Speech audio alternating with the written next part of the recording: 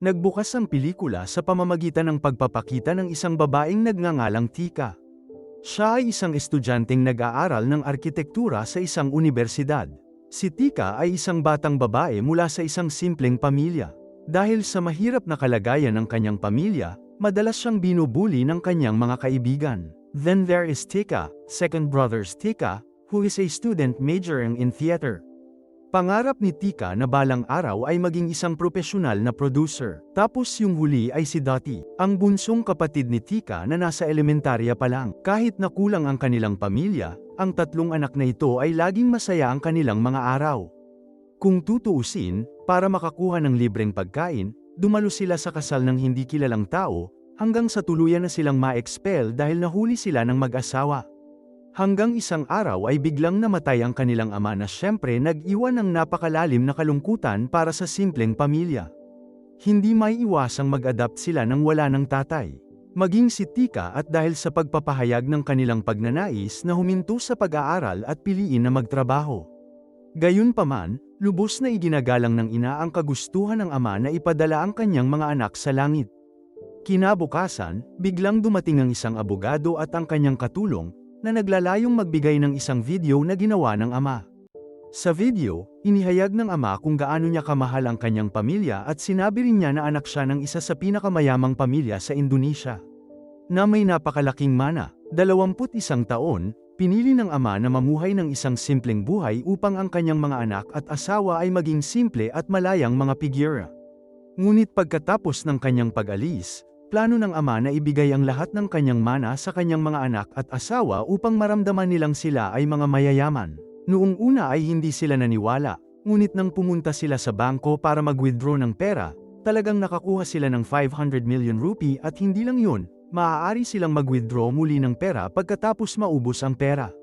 Pagkabalik mula sa bangko, dumiretso sila sa isa sa mga mag-agarang restaurant at umupa ng isang VIP room.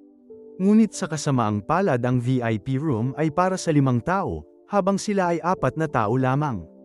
Pagkatapos ay nagpasya silang imbitahan ng isa sa mga nagtitinda ng prutas na yelo sa harap ng restaurant para kumain kasama nila. Pagkatapos kumain ay nagpatuloy sila sa pagpunta sa mall para bumili ng mga luxury goods. Kinabukasan, biglang naging sentro ng atensyon si Dottie sa kanyang paaralan dahil sa kakaibang hitsura nito. Papalapit na rin ngayon sina Tika at Bayu, dahil ang daming pera ni Tika, nang masira ang motor ni Bayu, idly na binilhan ni Tika si Bayu ng motor sa halagang 19 million rupee. Pero pag uwi nila, ibinalik ni Bayu ang motor at sinabihan si Tika na hindi niya ito ma-take for granted, dahil para makuha ang dating motor, kailangan niyang magtrabaho ng husto, at talagang na-appreciate niya ang kanyang hirap. Dahil ang pera nila ay laging ginagamit para sa gastusin, ang pera na 500 million rupee ay at nauubos pa sa loob ng ilang araw.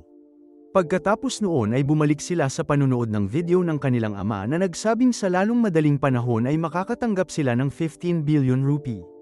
Pagkatapos mag-withdraw ng pera, ang kanilang buhay ay lalong naging magulo at palaging ginugugol sa pagsasaya. Simula sa pagbili ng bahay na nagkakahalaga ng 8 bilyon.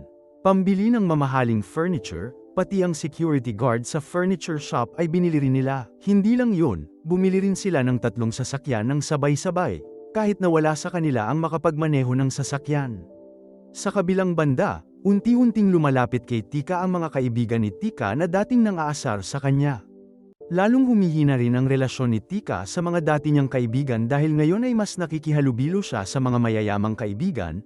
Malaki ang epekto nito sa kalidad ng paghahanda sa Physics Olympiad na kanilang sasalihan. Lalong gamulo rin ang relasyon nila ni Bayo dahil sa mga nakaraang pangyayari. Nang ipahiya ni Tika si Bayo sa pamamagitan ng pagbili sa kanya ng motor.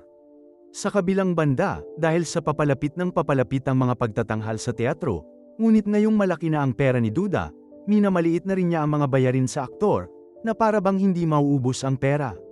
Ganun din kay nanay, na laging nagwawaldas ng pera sa mga busker sa malalaking halaga. Dahil doon, nakapasok din ang nanay ko sa mga palabas sa TV dahil sa kanyang mga gawaing pag-aaksaya ng pera sa mga viral busker sa social media. Bueno, mula nang makuha ang mana, ngayon ay naging matako si nanay, naging lasenggo si Tika, at si Duda, laging umaasa sa perang pamana para ilunsad bilang mga pagtatanghal sa teatro. Hanggang sa isang araw dumating ang abogado sa ikalabing pagkakataon para ipakita ang videotape sa ama. Doon, sinabi ni tatay na naubos na ang kanyang mana. Si Duda na nakarinig nito ay labis na nataranta dahil kailangan niya ng maraming pera para sa kanyang pagtatanghal sa teatro. At sa unang pagkakataon sa loob ng ilang araw ay natarante silang lahat dahil wala silang pera. Samantalang dati, ang walang pera ay naging normal na sa kanila. Ang matalik na kaibigan ni Tika na binubuo ng mga mayayamang tao, ay nagsimulang lumayo muli sa kanya, pati na rin ang kaibigan ni Duda na nagsisimula ng madismaya sa kanya. Ang tanging nakadama ng pagbabago sa pamilya ay si Dottie, kung saan ngayon ay wala nang makakasama kahit sa hapunan. Isang beses, noong nasa discotheque si Tika, may narinig siyang nagsasabing, kahit matalinong bata si Tika, bakit nasa discotheque siya? Doon umusbong ang pagnanais ni Tika na baguhin ang kanyang ugali at seryosong bumalik sa Olympics. Nakiusap din siya sa dati niyang kaibigang iniwan na bigyan siya ng isa pang pagkakataon. Mula rito ay mukhang normal na naman ang lahat. Nagsimulang makilahok si Tika sa Olympics, ipinamahagi ni nanay ang mga pangunahing pangangailangan sa mga mahihirap, at mula sa kung saan, nakuha ni Duda ang mga pondo para sa kanyang pagtatanghal sa teatro. Gayunpaman, ang lahat ay naging hindi tulad ng inaasahan, natagpuan ni nanay ang mga taong nagtutulak at nagtutulak sa isa't isa hanggang sa ang ilan sa kanila ay nasugatan. Si Tika, na nahuli dahil gumagamit ng droga ang kanyang mga kaibigan, at si Duda, na tila nakakuha ng pondo mula sa mga kinatawan ng mga tao na nangangampanya. Dahil dito, nasira ang palabas na dapat ay tatakbo ng napakahusay.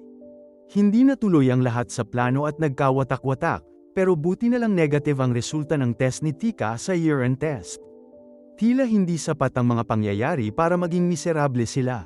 Isang gabi, dumating ang abogado na may kasamang nakababatang kapatid ng ama na hindi nila kailanman kilala. Nais niyang kunin ang lahat ng ari-arian na naiwan ng namatay. Wala rin silang ibang choice kundi ibigay ang lahat ng ari-arian nila sa lalaki. Ngunit mula sa masamang karanasang yun, napagtanto nila na ang mga ari-arian ay pansamantala lamang at ang labis na pamumuhay ay sisira sa lahat. Ngayon naniniwala na sila na hindi ginagarantiyahan ng pera at katanyagan ang kaligayahan ng isang tao. Long story short, bumalik sila sa dati nilang tahanan at namuhay ng simple tulad ng dati. Malapit nang ikasal sina Tika at Bea at si Duda na mismo ang nagsimulang tanggapin ang sitwasyon niya ngayon.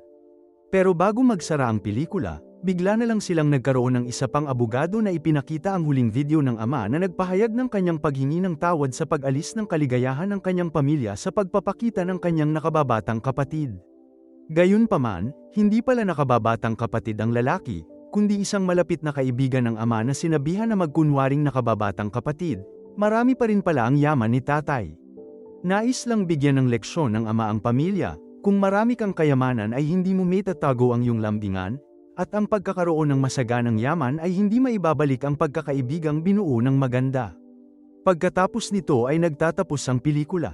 Marahil ang mensaheng makukuha natin sa pelikulang ito. Ang kaligayahan ay hindi lamang natutukoy sa kung gaano ka kayaman, ngunit marahil ang paggugol lamang ng oras sa mga kaibigan at pamilya, para sa ilang mga tao ay tunay na kaligayahan. Kaya mula ngayon, gugulin ang iyong oras sa mga kaibigan, kamag-anak, o pamilya.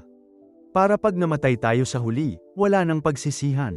Salamat sa panunood ng video na ito hanggang sa dulo, huwag kalimutang mag-like, magkomento, at mag-subscribe kung nagustuhan mo ang nilalamang ito. See you sa susunod na video. Salamat sa panunood ng pelikulang ito.